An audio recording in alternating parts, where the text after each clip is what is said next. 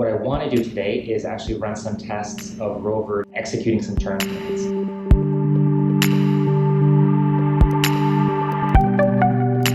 Hey guys, so the tires are finished, sort of. The two front tires have that raised point in the middle. The two rear tires have that more flat profile. I haven't decided which one's best yet.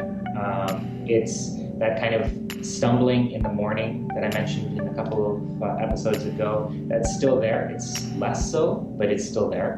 I think that's always going to be the case with a foam insert solution in the tires. So I think I just have to let it be for the most part. It's an improvement. I moved on to fixing up the code in the Android tablet brain, as well as in the Arduino boards, the Uno and the Mega ADK board. Hello, YouTube. Morning, ROVer. And done some testing to make sure that I didn't break anything in the process. So far, so good. There's one thing that's kind of holding me back from doing that, and it's the wiring. What I mean by wiring, however, is the wires here next to the gears. You'll remember from a couple of episodes ago, I managed to shred some gears, some wires inside the gears when ROVer was executing some test turn commands of the servos. And that actually happened to me twice, so there's been quite a bit of emergency soldering going on here, and I'd like to avoid that going forward. And what I haven't yet figured out is how to prevent these wires from getting caught when the servos turn, because basically when the wheels turn, the wheels pull on these cables, and twice already they pulled them into the gears. And I'm trying to figure out what the best solution is, which is to either kind of wrap this somehow to prevent it from getting caught, kind of put in a wire or something to keep this positioned away from the gears, or another option is to actually look at the gears themselves and implement some sort of protective shield to prevent anything from getting pulled in and kind of sucked in and caught and shredded. As much as I'd like to see ROVer drive and turn at the same time, I'm concerned with those cables getting caught in the gears as he makes any turn commands. The compromise for today is to actually see the command center and the web server control the servos, see him capable of turning, and we'll have to suffice with that until I can figure out how to protect those wires. But let me show you how the command center has been updated and how that works with ROVer. So as you can see, the command center has some commands from this morning's trials, all successfully executed.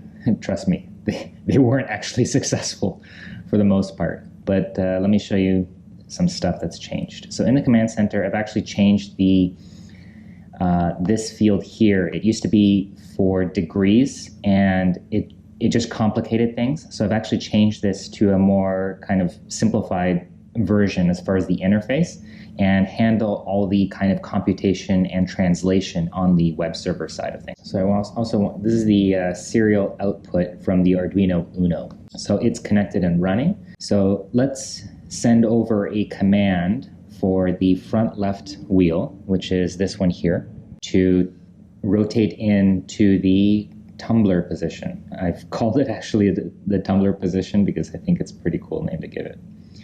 So fingers crossed, and oh, I forgot to specify that it's a servo command. That's sending over.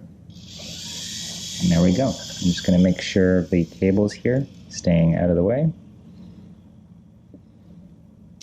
And now let's do the same for the front right, into the Tumbler position.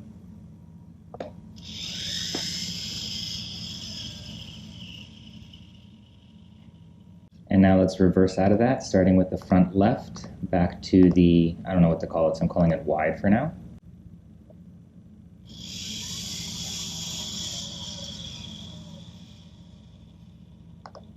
And the same for the front right.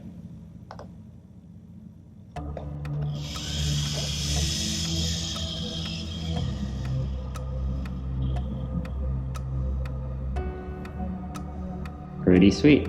The web server, the Arduino brain, the Android brain, they're all communicating successfully, and we're getting commands from the web server, from the command center, onto ROVer for the turning commands. The matter of actually seeing him drive and turn at the same time is somewhat trivial at this point. It's totally doable. All the software is there, all the hardware is there. He's capable of doing it. My only real hesitation in actually taking that step are those wires getting caught in the gears, and I need to kind of figure out how I want to resolve that. But otherwise, we're in great shape, and ROVer's really coming together. Yeah. So if you guys have ideas about how to protect those wires, whether it's a solution to guard the gears themselves or to wrap the wires in something that would prevent them from getting sheared, I'm all ears. Please use the comments down below, either on YouTube or over on ROVer's site. But otherwise, give us a thumbs up, subscribe to stay tuned, and we'll see you guys next time. Cheers.